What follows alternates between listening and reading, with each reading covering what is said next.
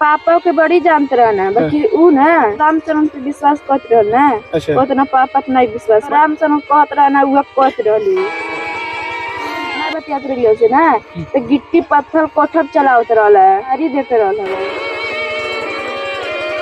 घर में 18 दिन रात रहना हमन के बोलता नहीं हमन के मारे लगत रहना हमारा अम्मा मारत रही हमके गरिया होता।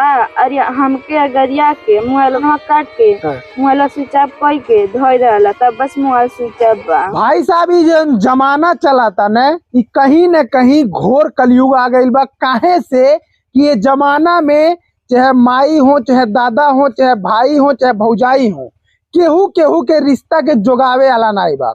नमस्कार, हमारा नाम हो सतीश और आप सब देखत बानी चौथा स्तंभ भोजपुरी। वर्तमान में हम महाराजगंज जनपद के एक ठो गांव में बाटी और जहां पर एक सनसनीखेज मामला आयल बा। जहां है जौन दू ठो बिटिया लौकत बाटीन, आप देखल जा ये दोनों बिटियन के आरोप बा कि गांव के एक व्यक्ति ही इनके महतारी के गायब कर दिले बाटे। या कह सकल जाला कि प्यार मोहब्बत के चक्कर रहे उमहन उ महिला जौन बा उ लगभग 14 से 15 दिन से गायब बाटीन। अभी तक उनके पता नहीं चलत बा। और ओमान सबसे बड़ी बात ई बा कि जौन इनके पिताजी बाटे यानी जौन महिला गायब बाटीन उनके पति जैसे सऊदी गई ना ओकरे एक दिन के बाद वो महिला घर से फरार हो गई बाटीन। अधिक जानकारी के लिए ई जौन बच्ची बैठल बाटीन देखल जा कितना मायूस बाटीन। पूरे घर में इनके देख रेख करे वाला केहू नहीं बा, एकदम रोना पीटना पड़ल बा। इन्हें पास से बात करल जाए और जानल जाए का कुछ मामला बा। पूरा बतावा विस्तार से का भइल है। पत्ता काट के गइल, पत्ता काट के घरे धई दल वो गइल, पत्ता काट के लग घरे धई दल। घर में रानी के फोन कैल कहता आवा चले बिखैया सब लेके आवा चले कुगटर में रहे के 10 दिन। के रहा रामचरण कहाँ खोखे हूँ यही कहूँगा के हाँ हमारे घर बगल बाना तो कहता ना चले कुगटर में रहे के बोला ना तो पैसा रहल खाता मान के खाता खोल तो खाता में 3 लाख पैसा रहल और सब हमार साइकिल उइकल हमार काने उन के सब पैसा उठा ले गईल। तो बोला उला फोन करके लिया गईल और सब गाँव का आदमी देखा लग रहा ना और लिया के गईल तो हम कहाँ छोड़ डाला 3:30 बजे टाइम में लिया गईल के हम कहाँ छोड़ डाला मुँह फेंक डाला। तब कैसे तुम्हें पता चल कि मुँह फेंक डाला वो लिया गईल है? तब फोन कही नहीं तो पूछा नहीं मतलब दूसरे नंबर से फोन कही नहीं तो कहता कौन है रे हम कहनी कजली बोलता नहीं तो कहता हेलो देख केकर फोन आयल बा तो बतियौले तो कहत कहाँ बाले तो कहते चलावल बानी तो कहता नहीं दवाई करा गल वाले का तो कहती हम दवाई करा आयल बानी घरे रहिया को हम तोर मौसी बीमार बा गेउरा के ओजा को आयल बानी दवा तोर मौसी हॉस्पिटल में बजा आयल बानी तनी कहानी बात कराइबे तो कहती अब हम चलम तो बात कराए तू हमके गरिया होता।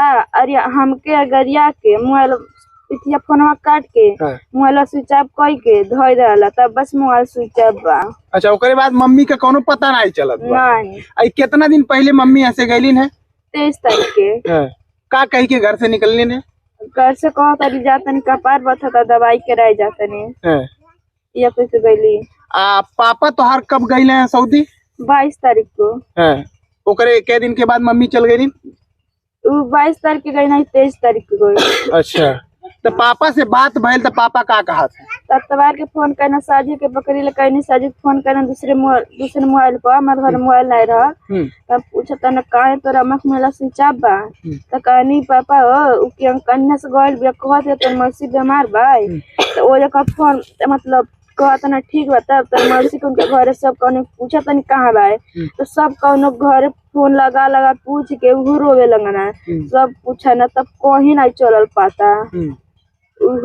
जेकरे साथे गइल बाटीन ई कैसी उनसे बात व्यवहार रहा कब से आवत जाता है? बड़े दिन से आवता ना जाता ना घर में 18 दिन रात रहना हमन के बोलता नहीं हमन के मारे लगत रहना हमें। अच्छा मारत हाल है? हाँ हमनियो के और हमारा अम्मा मारत रही हमन के। अब आप सोचल जा छोट के बच्ची बा का बीतत रहा होई वो आदमी आवत रहा देखल जा पूरा बच्चिन के आंखन में जौन बा आंसू बा और का बीतत रहा होई जब बच्ची मना करे है ना पर देखे तो मारपीट करत रहे। अब पापा को पता रहल कि नहीं रहल उनके? कब पापा को पता चलल है? पापा को पता चलल है तवार के उ जानत रहना उससे पूछत रहना हमें तो नहीं बतावत रही हमें नहीं बतावती रहिए केनु पूछत रहन नहीं बतावती रहिए। अच्छा, तो पापा से और तारे मम्मी से कबो झगड़ा होत रहे कि नहीं, मतलब संबंध कैसन रहा तुम्हें जानी? पापा के बड़ी जानते रहना बाकी ऊ ना के ना रामचरण पे विश्वास करते रहल ना। अच्छा, उतना पापा पे नहीं विश्वास माने करत जौन राम शरण के हैं उहे करत है। हाँ हैं। पर रामचरण कहत रहना ऊ कहत रहलू। अच्छा, और पापा कहत रहना ऊ करते नहीं रहलिए सब का। हैं। पापा कितना दिन से तोहार विदेश रहे, कौने जगह ही रहे? 8 साल से रहे ना। कहाँ रहे? सऊदी मलेशिया कहाँ? सऊदी। है ते मने ई जब चल गई ने है ओकरे बाद कहीं ना कहीं पूरा बिक्खो गाना बांध के ही निकल गई ने। हाँ रिश्तेदारी में और कैसे कैसे बात भइल, रिश्तेदार लोग का अभी खोजत ने का होत बा? वो लोग खोजना लोग सबके खोजता कि कहीं पता नहीं चल अभी। है हाँ तोरे घर के बगले में रामचरण का घर में? हाँ तो उनके घरे जब गईलू शिकायत लेके तो का कहा थे उनके घरे वाले? पूछनी तो कहता हम नहीं जाना, ते जानवे तो माई जाना तो दादा जाना केहू जाना, हमसे का करे तोरी अम्मा से। अच्छा, इसी तो हन बात के पता चला था। फोटो वोटो कुछ रहे या फोन सुन ले आलू की मम्मी वही साथे गई बाटी? फोनमा कहीं ने तू उठवले रहना है, वो फोनमा उठवले रहना है। का लगा था कि मम्मी तो हर जिंदा हुई है का हो? नहीं भाई जिंदा हन के एको घंटा नहीं विश्वास रहिए, तुरंत फोन करते रहिए। मोबाइल छिलत रह तुरंत दूसरे के मोबाइल का मोबाइल स्विच ऑफ रहला, मी फोन नहीं बतियात रहिए से ना तो गिट्टी पत्थर कोठब चलावत रहला है। अच्छा हाँ नहीं बतियात रहल तो गाड़ी देते रहल है। माने खुला एकदम दादागिरी करता है वो। हाँ क्या जानी तोरे घर में बाटा तो हम पास कुल जानी मिला के 3 जने 5 जने रहे तो मनाई भाई 4 जने बनी। 2 ठो बहनी आ 1 ठो बाबू। हाँ बाबू कितना उम्र हुई है? 9 साल के। कहाँ बाने वो? नानी की हम पुरेना।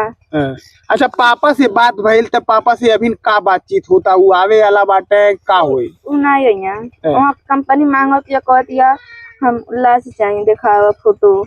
अच्छा, जब मतलब काले मतलब इमरजेंसी में भेजी वैसी ना भेजी नहीं। एकर शिकायत तोहन पास अभी कहाँ कहाँ भइल बा? का पुलिस वाले कहत ने? गैनी के आज 11 दिन के दिन हो गए कौनो सुनवाइयो नहीं होइल बा। का कहे ले जब दरोगा जी लगे जात का कहे ले? नहीं कुछ कहना लगे एगो लेडीज रहली त ऊ कहतली हन के दूसर कुछ लिखवात रहनी के त ऊ कहतली वो घर हम लोग कहनी कि घर पर है, पूछली कहाँ बना हन के कहनी घर बना। ऊ कह रही है लेडीज या नहीं लिखाएगा उसका नाम तो गुमशुदा लिखवा दली। अच्छा, गुमशुदा में लिखा गए। हाँ अब आप सोचल जा जब बच्ची लोग और उनके घरे वाले सीधा आरोप व्यक्ति पे लगावत हटे कि वह गायब कैले बाटे, ओकरे बाद भी पुलिस प्रशासन ये इंतजार पीट करते रहल है। और हमारे पटीदार रहना लोग है चाचा चाची मतलब ये वाला लगा तो के माली रहना लोग कहना लगे सुधर जाई तो अपन मर्दे लड़का कुन में रही अपन लड़का कुन में रही निक से बाकी तबो कर आदत नहीं छूटल वही सब फेंसू रहती है। माने एकरे खातिर उनसे संबंध रखले खातिर हमेशा मारपीट होत रहे, उनके समझा भी जात रहे लेकिन ओकरे बाद भी उ मानत नहीं मानती रहल। अब सोचल जा हम बात अपन पूरा कह दें कि काहे आखिर प्रशासन ई बच्चन के मदद नहीं करत बा।